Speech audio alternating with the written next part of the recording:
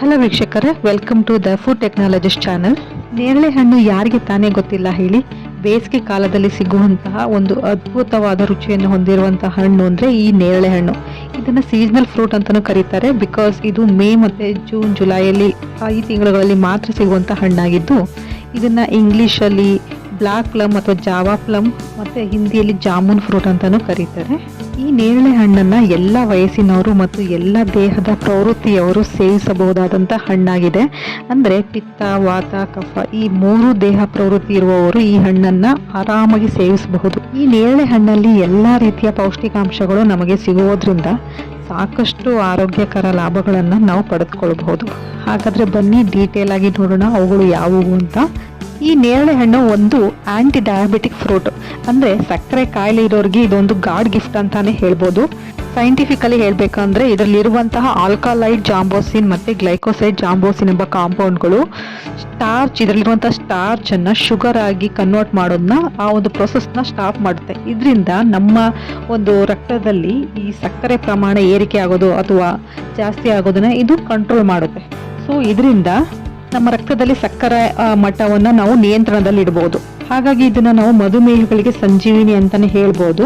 ಅಲ್ಲದೆ ಇದರ ಒಂದು ಬೀಜ ಕೂಡ ಅಷ್ಟೇ ಪವರ್ಫುಲ್ಲು. ಈ ಒಂದು ಡಯಾಬಿಟಿಸ್ ಇರೋರಿಗೆ ನೋಡಿ, ಸೀಸನ್ ಇದ್ದಾಗ ಹಣ್ಣು ತಿನ್ಬೋದು ಅಥವಾ ಸೀಸನ್ ಇಲ್ಲದೆ ಇದ್ದಾಗ ಈ ಬೀಜಗಳನ್ನ ಒಣಗಿಸಿ ಪುಡಿ ಮಾಡಿ ಇಟ್ಕೊಂಡು ಕೂಡ ನೀವು ಯೂಸ್ ಮಾಡೋದ್ರಿಂದ ನಿಮ್ಮ ಒಂದು ಸಕ್ಕರೆ ಕಾಯಿಲೆಯನ್ನು ನೀವು ನಿಯಂತ್ರಣದಲ್ಲಿ ಇಟ್ಕೊಬೋದು. ಇನ್ನು ಈ ನೇರಳೆ ಹಣ್ಣು ಸ್ವಾಭಾವಿಕವಾಗಿ ತಂಪು ಹಣ್ಣಾಗಿದೆ. ಹಾಗಂತ ಅಸ್ತಮಾ ಇರೋರು ಈ ಹಣ್ಣನ್ನು ತಿನ್ನಬಾರ್ದು ಅಂತ ಏನಿಲ್ಲ. ರಿಸರ್ಚ್ ಪ್ರಕಾರ ಹೇಳೋದಾದರೆ ಈ ನೇರಳೆ ಹಣ್ಣು ಎಲ್ಲ ದೇಹದ ಪ್ರವೃತ್ತಿಯವರು ಸೇವಿಸಬಹುದಾದಂಥ ಹಣ್ಣು. ಅಂದರೆ ಅಸ್ತಮಾ ಕಾಯಿಲೆ, ಉಸಿರಾಟಕ್ಕೆ ಸಂಬಂಧಿಸಿದ ಕಾಯಿಲೆ, ಶೀತ, ಕೆಮ್ಮು ಇದೆಲ್ಲ ಕಾಯಿಲೆಯಿಂದನೂ ಇದ್ದವರು ಕೂಡ ಈ ಹಣ್ಣನ್ನು ಆರಾಮಾಗಿ ಸೇವಿಸಬಹುದು. ಇನ್ನು ಅನಿಮಿಯಾ ಕಾಯಿಲೆ ಇರೋರು, ಅಂದರೆ ರಕ್ತಹೀನತೆಯಿಂದ ಯಾರೆಲ್ಲ ಸಫರ್ ಆಗ್ತಾ ಇರ್ತಾರೋ ಅವರು ಕೂಡ ಆದಷ್ಟು ಸೀಸನ್ ಇದ್ದಾಗ ಈ ನೇರಳೆ ಹಣ್ಣನ್ನು ತಿನ್ನಿ. ಏಕೆಂದರೆ ಇದರಲ್ಲಿ ಇರುವಂಥ ಐರನ್ ನಿಮ್ಮ ರಕ್ತದಲ್ಲಿನ ಹಿಮೋಗ್ಲೋಬಿನನ್ನು ಹೆಚ್ಚಿಸುತ್ತೆ. ಅಂದರೆ ಅನಿಮಿಯಾ ಕಾಯಿಲೆಯನ್ನು ಬೇಗ ಗುಣ ಮಾಡುತ್ತೆ. ಅಲ್ಲದೆ ನಮ್ಮ ರಕ್ತವನ್ನು ಶುದ್ಧೀಕರಿಸಲಿಕ್ಕೆ ಈ ಹಣ್ಣು ತುಂಬಾ ಉಪಯುಕ್ತವಾಗಿದೆ. ಹಾಗೆ ನೇರಳೆ ಹಣ್ಣಲ್ಲಿ ಪೊಟ್ಯಾಷಿಯಂ ಮಿನರಲ್ ಇದೆ. ಇದು ಹೈ BP ಪೇಷಂಟ್ಗೆ ತುಂಬಾ ಒಳ್ಳೆಯದು. ಅಲ್ಲದೆ ಹಾರ್ಟ್ ಹೆಲ್ತ್ ಇಂಪ್ರೂವ್ ಮಾಡುತ್ತೆ ಮತ್ತು ಇನ್ನು ಕಿಡ್ನಿ ಸಂಬಂಧಿಸಿದ ಕಾಯಿಲೆ ಏನೇ ಇದ್ರೂ ಕಾಯಿಲೆನ ಗುಣಪಡಿಸುತ್ತೆ ಈ ಒಂದು ನೇರಳೆ ಹಣ್ಣು. ಹಾಗಾಗಿ ಕಿಡ್ನಿ ಪೇಷಂಟ್ಗಳು ಸಹ ಸೀಸನ್ನಲ್ಲಿ ಈ ಒಂದು ನೇರಳೆ ಹಣ್ಣನ್ನು ಆದಷ್ಟು ತಿನ್ನೋದು ತುಂಬಾ ಒಳ್ಳೆಯದು ಅವ್ರಿಗೆ. ಇನ್ನು ಇದರಲ್ಲಿರುವಂತಹ ವಿಟಮಿನ್ಸ್ಗಳು ನೋಡೋದಾದರೆ ಇದರಲ್ಲಿ ಯಥೇಚ್ಛವಾಗಿ ವಿಟಮಿನ್ A ಮತ್ತು ವಿಟಮಿನ್ C ಮತ್ತು ಹಾಗೂ ಆ್ಯಂಟಿ ಆಕ್ಸಿಡೆಂಟ್ಗಳು ಹೆಚ್ಚಾಗಿರೋದ್ರಿಂದ ಇದು ಆ್ಯಂಟಿ ಏಜಿಂಗ್ ಆಗಿ ಕೂಡ ಕೆಲಸ ಮಾಡುತ್ತೆ. ಹಾಗಾಗಿ ನಮ್ಮ ಸ್ಕಿನ್ನು ಮತ್ತು ಕಣ್ಣಿನ ಆರೋಗ್ಯಕ್ಕೆ ತುಂಬಾ ಒಳ್ಳೆಯದು ಈ ಒಂದು ಹಣ್ಣು. ಜೊತೆಗೆ ಇದು ಆ್ಯಂಟಿ ಕ್ಯಾನ್ಸರಸ್ ಪ್ರಾಪರ್ಟೀಸ್ನ ಹೊಂದಿದ್ದು ನಮ್ಮ ದೇಹದಲ್ಲಿ ಏನಾದರೂ ಕ್ಯಾನ್ಸರ್ ಸೆಲ್ಸ್ ಬೆಳವಣಿಗೆ ಆಗ್ತಾ ಇದೆ ಅಂದರೆ ಆ ಕ್ಯಾನ್ಸರ್ ಸೆಲ್ನ ನಾಶಪಡಿಸುವ ಗುಣವನ್ನು ಈ ನೇರಳೆ ಹಣ್ಣು ಹೊಂದಿದೆ. ಅಲ್ಲದೆ ಅಜೀರ್ಣದಂತಹ ಸಮಸ್ಯೆಗಳನ್ನ ಸಾಲ್ವ್ ಮಾಡುತ್ತೆ ಈ ಒಂದು ಹಣ್ಣು. ಮತ್ತು ಡೈಜೆಷನ್ ಇಂಪ್ರೂವ್ ಮಾಡಲಿಕ್ಕೆ ಹಾಗೂ ಇದರ ಜೊತೆಗೆ ಹೊಟ್ಟೆಗೆ ಸಂಬಂಧಿಸಿದ ಕಾಯಿಲೆಗಳನ್ನು ಕೂಡ ಇದು ಗುಣಪಡಿಸುತ್ತೆ. ಹೊಟ್ಟೆ ಹುಳು ಆದಾಗ ನೇರಳೆ ಹಣ್ಣು ತಿಂತಾ ಇದ್ರೆ ಹೊಟ್ಟೆ ಹುಳುಗಳು ಸಾಯುತ್ತೆ ಮತ್ತು ಮಲದ ಮೂಲಕ ಹೊರ ಬರುತ್ತೆ. ಈ ನೇರಳೆ ಹಣ್ಣು ನಮ್ಮ ಹಲ್ಲಿನ ಆರೋಗ್ಯ ಹೆಚ್ಚಿಸುತ್ತದೆ.